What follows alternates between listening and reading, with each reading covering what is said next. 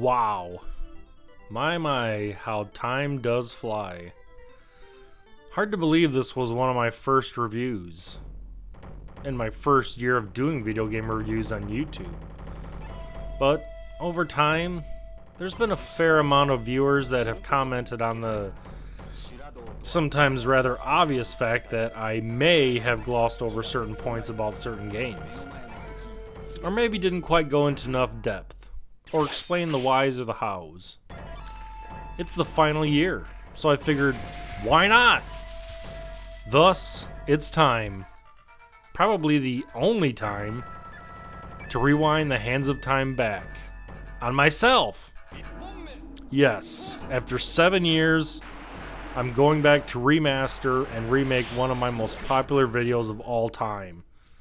The Samurai Shodown series review. Version 2.0. Here we go. But first, a quick history lesson.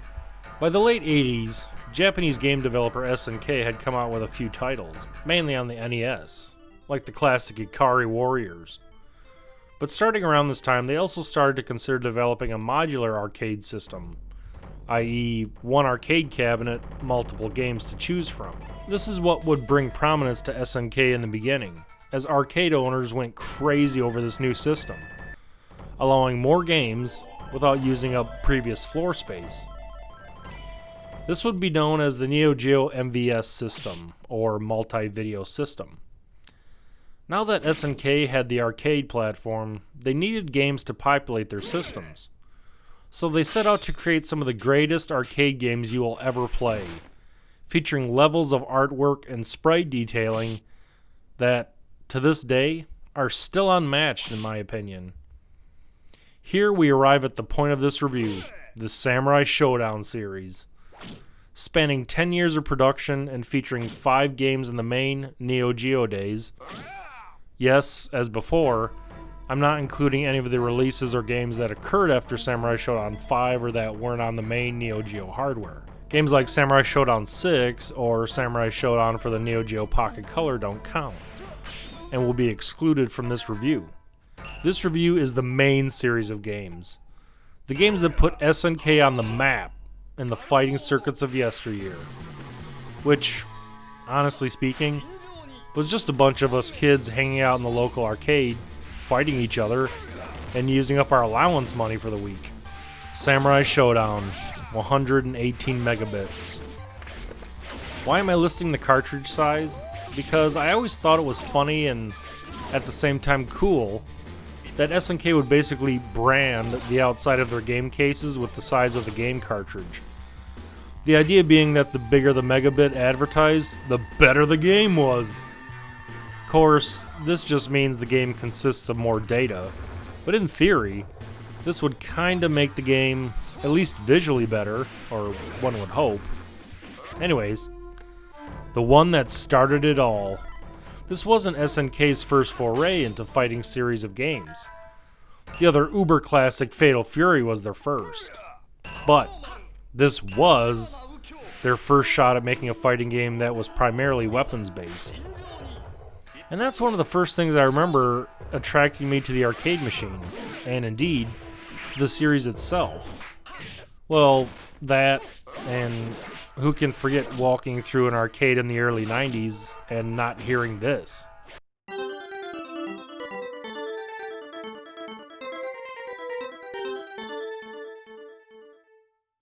Though, during the intro to the game, a super brief story is told. The game roughly takes place in the 18th century in Japan. A person called Amakusa is spreading evil and chaos throughout the world. So a group of total strangers battle each other with different motives, hoping to face him in the end. Okay, now that I got that boring story shit out of the way, let's get on to the good stuff! Now, up until this time in arcades, we had some pretty damn good games. Games like Mortal Kombat and the immortal Street Fighter II, which had over a year in the arcades before the first Samurai Shodown game even came out. This means Street Fighter II had the fan base already when SNK was the new kid on the block. But that didn't matter. SNK was like, hell yeah, we're brand new. We're going head to head with the Juggernaut. This might have seemed like a huge obstacle to overcome, but SNK had something on its side. Something Street Fighter 2 didn't have. The graphics! Da da da da! Well, I misspoke. They actually had two things. Graphics and weapons! When you compare the two, side by side, a lot of people would probably say, well, I don't really see much of a difference. Oh, how those arcade noobs are so wrong. There is a difference. A big difference. While the arcade boards at Street Fighter 2 were built around Capcom's CP system, later known as CPS-1, were really good for the time and gave a great presentation, they really didn't stand a chance against SNK's far superior arcade hardware. Truth be told, many arcade boards at the time couldn't compete with the Neo Geo hardware. It was just too good. SNK designed it to be the ultimate. The graphic detail of Samurai Shodown is what one would normally expect from an arcade game of the time, and then some. By then some, I mean when you really start looking at all the little details and seeing just how much is going on, you're like, holy shit! There is a graphical fidelity present in Samurai Shodown, and indeed, many Neo Geo games, that you just didn't have in any other games or arcade boards at the time. Let's take Capcom's CPS-1. It had a sprite limit of around 256 on-screen sprites maximum. The Neo Geo hardware, on the other hand, has a sprite limit upwards of 380 on screen. This gives Samurai Shodown a very detailed and fluid animation style. Not saying that Street Fighter 2 looks bad for any reason. Not at all. Just saying. Whoa, I'm getting way off track. Back to the game. Being that this game is a weapons-based fighter, it was a total breath of fresh air back in the early 90s. After Street Fighter 2 came out, there were just so many hand-to-hand fighting games. I mean, they were all over the fucking place. It was redunculous. There was just something different about slashing at opponents with a sword that was so different and fun than just punching them in the fucking face. Having a variety of fighting styles combined with a variety of weapons really gives the player numerous choices as to which character they like playing as. Some characters, such as Galford, even have pets that can be used to attack as well. Go, puppy! Let's get a little more in depth into the characters in combat. You have 4 basic attacks: light slash, medium slash, heavy slash, and then a simple kick attack that, I don't know about you, but I never kick in this game unless I'm getting way too berserk and I accidentally hit the D button while mashing the rest of the buttons. Combined with the usual attacks, each character has special moves as well, usually inflicting multiple strikes in one move against an opponent. Samurai Shodown was also one of the first games in the fighting history to have a gauge relating to benefiting the player in terms of attacking. This is the rage gauge, but most of us, including myself, just refer to it as the POW meter, as that small word is featured predominantly. In the original game, having a full POW meter only meant you dealt increased damage for a short time. Then the gauge would reset itself. In Samurai Shodown 2 onwards, having a full POW meter led to many other new things, including super moves introduced in Samurai Shodown 2, which if landed correctly causes the opponent's weapon to explode. But we'll get to that in the second game. Another fun feature of the first game, and also in all the games in the series, is to lock weapons. If both characters attempt to attack each other at just the right time, you'll automatically lock weapons, and a duel is created. By mashing the A button, either you or the other opponent can overpower the other and disarm them, causing them to lose their weapon until they pick it back up. While it's more likely to win a duel against another human player, it is possible to disarm the CPU. Granted, if you tap the A button faster than a crackhead. One of the main things I've always enjoyed about the visuals of the entire series is the camera's ability to zoom in and out depending on what's going on, or how close the characters are to each other. Normally up to that time, we were used to the camera being at a fixed distance away from the action. But with Samurai Shodown, the camera distance is dynamic. I'm not going to go into geeky tech talk about how the hardware does this, but basically, the entire background layer in Samurai Shodown is treated as a single layer, instead of multiple layers or sections as in other arcade games. The sound is just as great as the graphics. The Neo Geo MVS hardware utilized the Yamaha YM2610 chip for its sound duties and was capable of 14 separate channels of audio. While the game features plenty of voice work, both from the fighters and other secondary characters, to me, it's really the sound effects and music that stand out. There's just something very visceral about the weapon sounds, especially if you land a heavy attack on an opponent. Blood sprays sound great, weapons clashing, crates and boxes exploding, and all sorts of secondary sound effects all round out the experience. The music featured throughout the game is fantastic. There are many traditional Japanese instruments utilized, including the shamisen.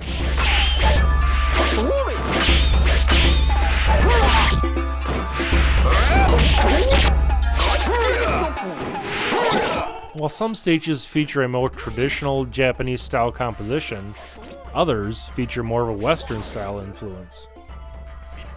Some don't even have a composition at all, such as Hanzo's stage, which features just simple drums and some blowing wind sound effects, but it works like a charm in the desolate setting of the battlefield after sunset.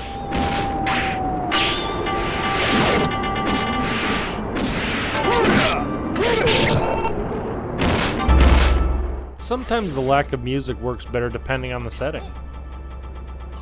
The roster of characters is well-rounded, with each of them having pluses and minuses. I normally play as Haomaru simply because I like his fighting style, and his attacks are easy to use. Some players, such as Earthquake, have a much further attack range than a lot of the other characters, while players like Nakaruru has a very short attack range but makes up for it with her attacking Eagle, capable of attacking in a much further range than the character itself. The final boss of the game, Amakusa, is a pretty decent challenge, fight-wise, as he tends to warp around a lot, and I'll be honest, the beating heart sound effect in the background does tend to get annoying as fuck after the 15th round of fighting. Overall, the first game in the series really set a pretty high bar in terms of standards, and in terms of new elements it brought to the fighting series genre. Its fantastic visual style, combined with a solid combat system, wonderful graphics and sound, and being the first weapon-based fighter that got widespread attention in arcades at the time, makes Samurai Shodown truly a classic beyond its time. There were a few ports to various systems back in the early 90s, mainly on the Super Nintendo, although I remember these being very poor translations of the arcade game, obviously lacking the graphical fidelity, as well as having the violence toned down. The original game is still available to play on most online services nowadays, and through MAME as well. When I owned my Neo Geo AES in the late 90s, I owned Samurai Shodown, and it was just as playable at home as it was in the arcades I grew up with. While it was a groundbreaking game in the arcade fighters, and was the first release in the series by SNK, it wouldn't be till its sequel that the series would go down in history as one of the greatest arcade fighting series of all time.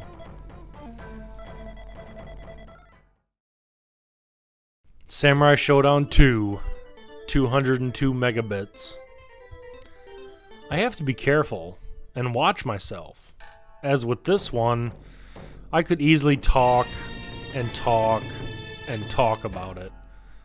It easily goes without saying that not only is this my favorite fighting game of all time, but I also consider this to be the best fighting game ever created. Yes, I understand that many people would consider Street Fighter 2 to be the best ever, or maybe even Tekken, but for me, it's Samurai Shodown 2. Hands down, swords down. With the second release in the series, SNK improved upon many aspects from the first game, added lots of new features, and pretty much crafted the perfect arcade fighting experience. Those of you who were around in the arcade scene back in the early to mid 90s, or those of you who at least remember playing it in the arcades, know exactly damn well what the hell I'm talking about. The storyline, what little there is, takes place about a year after the first Samurai Shodown, but after Samurai Shodown 3 and 4. I'll explain later. Okay, so Amakusa, who was defeated in the first game, has taken possession of a Shinto priestess called Mizuki, and chaos descends once again on the land. So it's up to this new intrepid group of fighters, with various reasons, to set off into battle. If the opening sequence didn't entice you into playing back when you were a kid, I'm not really sure what would. And you'd hear it all the time wandering around arcades back then. But that's the whole point of a track mode, isn't it? As in the first game, and pretty much all Samurai Showdowns, you're given a basic control instruction lesson. These normally would seem redundant, but keep in mind they made sense, because SNK changed the controls and movesets for almost every single game released in the series. You have your standard light and medium strikes, heavy strikes, and kicking. New to this game, in the controls category, is the ability to dash forward by double tapping the joystick forward twice, and to quickly jump backwards by double tapping the opposite direction. Being that I'm a highly aggressive player, I've never really had a use for the quick jump backwards, but dashing forward was great fun growing up, as a lot of the times it really intimidated younger players. You're also given the ability to duck, thereby avoiding certain projectiles. But again, I've never really used it, as most you can just jump over anyways. The character selection has been increased, as was usually the case with many fighting game sequels in the early 90s. The roster of playable characters sits at 15 total for this game, up by 4 new characters from the first game.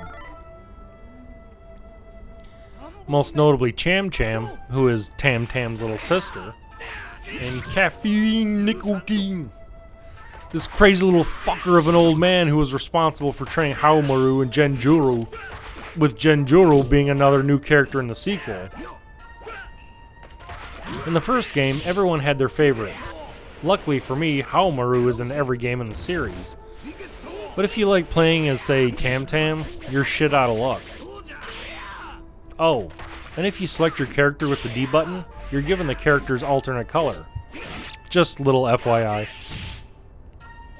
In playing through the game, you'll notice that while the overall gameplay still feels the same, the overall feel of the game feels more polished, more fluid, and thus a lot more fun. I've always felt the controls were just absolutely nailed in this game, through and through. There's no floating or dead space, no delayed response from the game. When you mash the buttons, the game responds exactly to what you're doing, or at least what you want the character to do. This provides one of the best examples growing up, and even to this day, of just how important quality, precision controls, and programming are in the long run.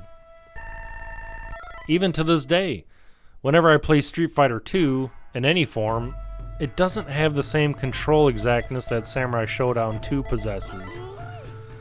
That really says a lot for a game that's already 24 years old. Most of the players' moves have returned, but this marks the first game where the new desperation moves appear. Or what I just called the super moves. These are incredibly powerful attacks that can only be triggered when the player's POW meter is at maximum. Once there, a move description appears above the player's POW meter, and if you pull it off and it connects, holy shit! Usually it is not only visually impressive, but it causes the other player's weapon to explode, leaving them without it for a few seconds.